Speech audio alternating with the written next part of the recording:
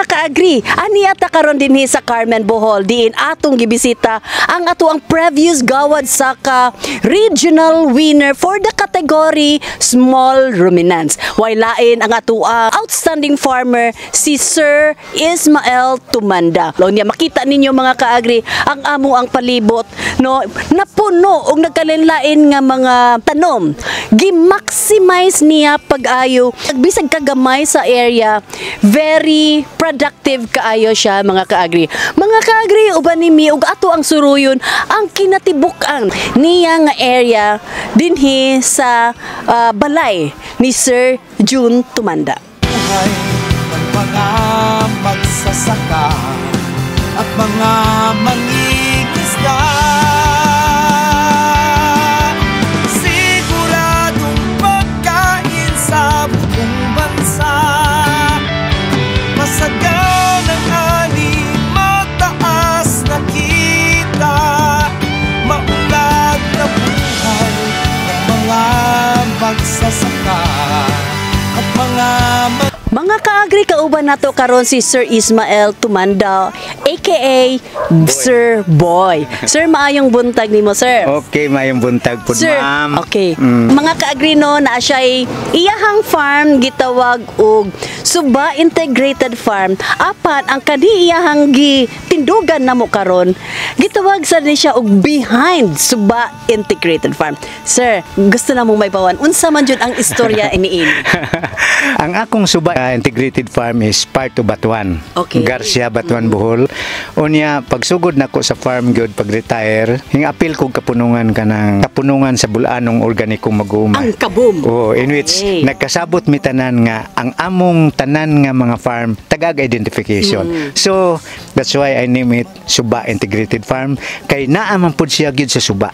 Okay. Okay. Pag pandemic, ang akong mga tanang mga produkto di na ko makaadto didto, mao tong tungod kay nakabalay na may diri sa daplin sa kalsada. Unya, this Carmen na, part of Carmen na.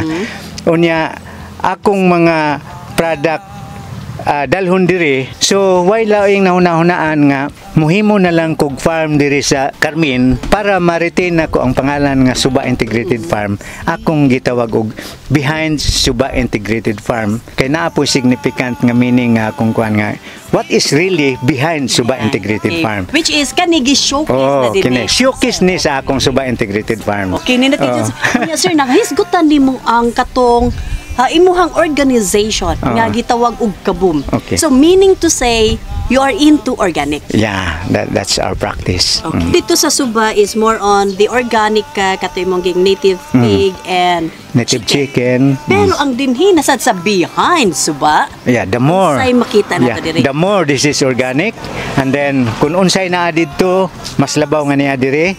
I have native pigs, naapog ko'y native chickens, naakoy rabbit, naakoy itik, unya aside from mga backyard vegetable nga garis gyud ko diri ug mga raw kanang magamit nga raw materials nga gamiton nga maka-implement ka og natural or organic nga mga pamaagi sa pagbahog sa akong mga akong mga binuhi. So ning nakahisgot ka sir og itik nimo. Kaning itik is gikan sa Carmen Research and Development Center. Okay. Giunsa nimo pag-avail ani sir? So actually magpasalamat kayo ko ni hi sir, Sir Roman. Siya gyud mo hing offer nako. Salamat kayo kay ang itik nga yang gihatag nako. Hing abot diri pagkaugma na itlog daan nga gamay. Unya 25 ka itik ang yang gihatag nako nga badge na 5 kalaki. Usahay mo itlog og 27. So nindot kayo nga klase nga itik. Unya sir, naa kay imuhang kaugalingon na incubator.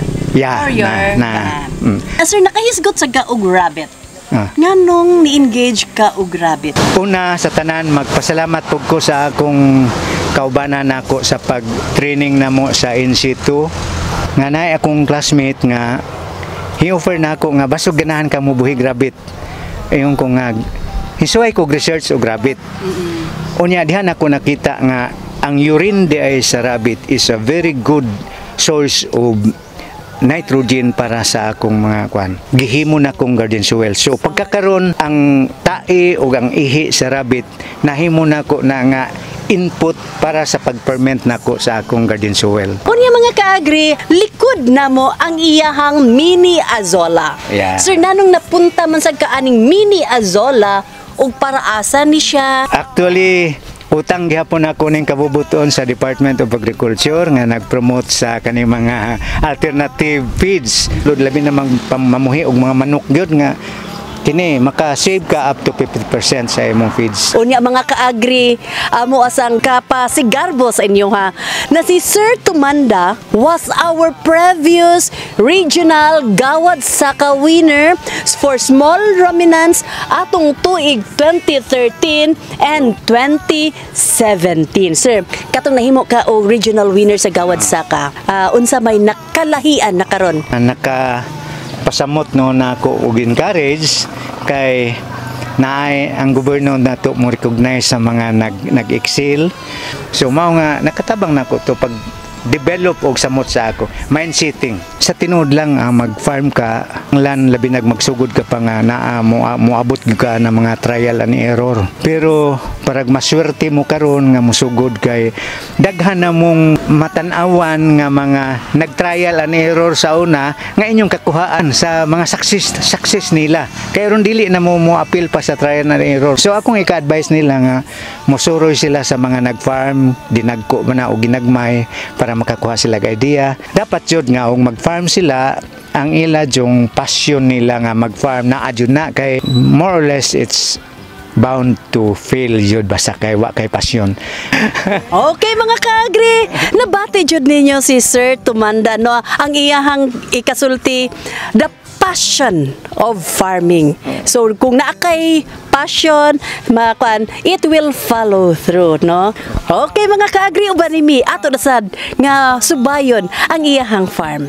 Pribadong sektor, dadagdagan ang Mao niya mga dahon sa mulberry nga pwede nimo panghaon para i-appeal unya sa pag-shred nga imong magamit sa imong mga bahog. Kini mao ni mga molasses nako. Mao ni ato mga stocks nga mga mga cow manure na sa kilid na mga acacia leaves kini kini so ning gigamit na mo ni sa among garden soil. So mao na niya ang semi-finished nga product nga garden soil nga giferment na ni siya. Niya diri gisago gigamit na ako ang mga ihi sa rabbit. So katong mga fermented nga feeds mao ni siya.